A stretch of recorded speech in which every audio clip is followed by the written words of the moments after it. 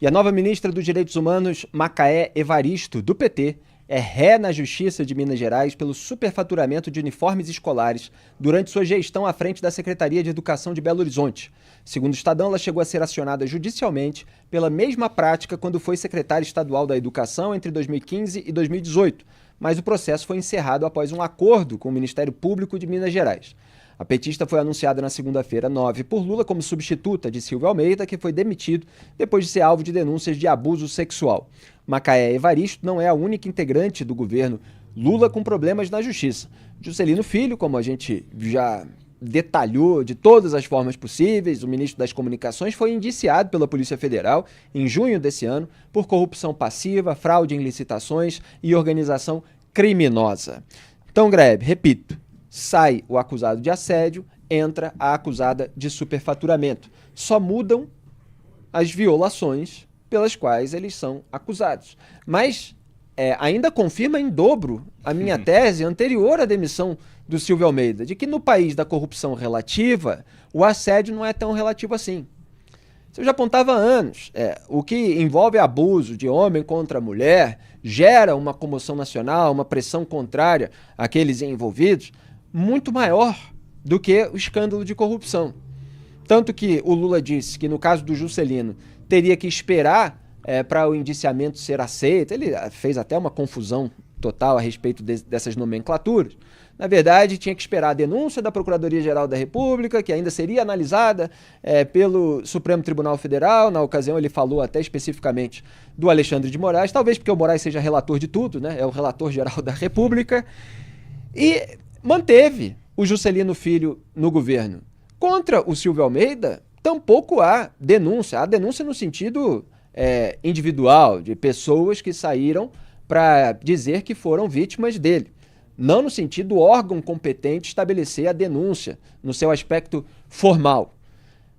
Então, mesmo antes de qualquer indiciamento, já que o Silvio Almeida ainda vai ser investigado pela Polícia Federal, o Lula resolveu demiti-lo. Demiti-lo depois do beijo da morte, né? Como o Graeb escreveu a respeito, da Janja, a primeira blogueira da República, na Aniele Franco, que é uma das alegadas vítimas do Silvio Almeida. Quer dizer, bastaram as acusações. E agora, para confirmar ainda mais, até se coloca lá uma acusada de superfaturamento. Quer dizer, para isso aí, o povo não dá bola. Então vamos aproveitar aqui que alguém que contemplava a esquerda acadêmica, midiática, artística, saiu do governo, vamos colocar uma das nossas, né? Aqui sempre tem petista que já foi acusado de alguma coisa em relação a dinheiro.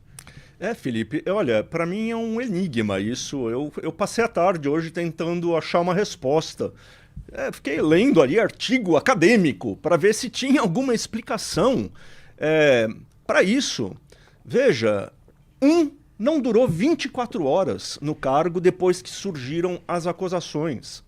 O outro se sustenta há meses e agora entra uma petista acusada de estar envolvida em esquemas de superfaturamento, de licitação, corrupção, né? E ninguém abre o bico. É como se fosse absolutamente irrelevante o fato dela estar sofrendo um processo por improbidade administrativa e ter sido tirada lá da obscuridade em Minas Gerais para ocupar um ministério. E todo mundo acha normal. Eu não consigo entender a lógica política e legal disso. Por que o crime enfim, ataque ao erário público, aos cofres públicos, não é um problema para a pessoa ir ocupar um cargo em que ela vai controlar ainda mais dinheiro? Já. Né? E o outro não permite a permanência do cara no cargo por 24 horas. Não estou querendo dizer que o Silvio de Almeida deveria ter ficado no ministério. Politicamente, era insustentável a permanência dele. Mas politicamente, independentemente do direito que todos têm de se defender na justiça, politicamente deveria ser insustentável a permanência dos acusados de corrupção também. O que aconteceu com o Brasil? O que aconteceu com a esquerda? O que aconteceu com os políticos que criou-se essa distinção. É inexplicável para mim. E eu não encontrei em nenhum artigo científico uma explicação também. Tem lá um monte. A única que se aproximou de uma explicação é que é a seguinte: crimes que envolvem homens e mulheres têm o risco de atingir metade do eleitorado. E os crimes de corrupção, porque são complexos, acabam atingindo um eleitorado mais fragmentado, menorzinho. Então os custos de você aguentar a corrupção são menores. Parece que faz sentido, mas não... Sim, é uma preocupação não me satisfaz. Com a popularidade, mas que também mostra uma relativização cultural da corrupção no Brasil. Quer dizer, há uma complacência em segmentos da sociedade em relação à corrupção.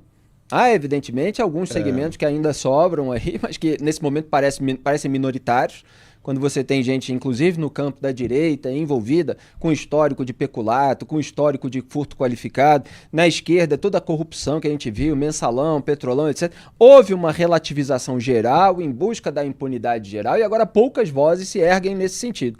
E, Felipe, um dos únicos consensos que tem nessa literatura que eu estava vendo é esse, que quando você não pune a corrupção, ela se naturaliza, sabe?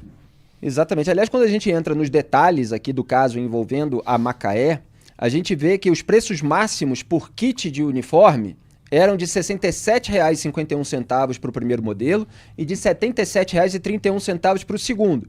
E a Secretaria de Comunicação, comandada pela agora ministra, comprou cada kit por R$ 84,71 e R$ 89,01.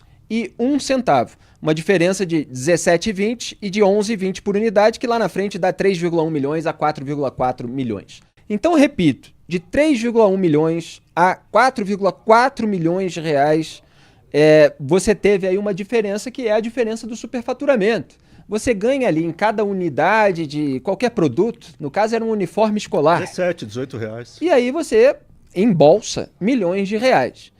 E há dúvidas sobre onde foi parar esse dinheiro. O que aconteceu depois é que a ministra assinou o acordo de não persecução civil em 2022 e concordou pagar uma multa de 10,4 mil reais, que é um mês do salário como secretário. Essa multa, Felipe, ela diz respeito ao caso das carteiras escolares. Das carteiras, exatamente. Ela se livrou de 13 processos de compra superfaturada de carteiras escolares. Exatamente, esse é um outro caso. Ele é um outro caso em que houve essa multa, tanto que a multa é bem menor do que os 3 a 4 milhões. É uma multa de 10 mil. É o caso das carteiras escolares. Agora, esse dos uniformes é um processo ainda em andamento. Ainda em andamento. Quer dizer, ela responde o processo e vai ganhar o carro. Quer dizer, vai entrar na administração pública, onde vai ter acesso a orçamentos muito maiores, Greg. Realmente, eu fico pasmo. Como é que você leva ao cargo de ministro alguém que já está... O caso dela, Felipe, se você for pensar, é pior do que o caso do Juscelino. Porque a história do Juscelino apareceu depois que ele já estava no cargo. O caso dela não, já se sabe que ela está sofrendo um processo, que ela é ré. Então, não devia ser chamada.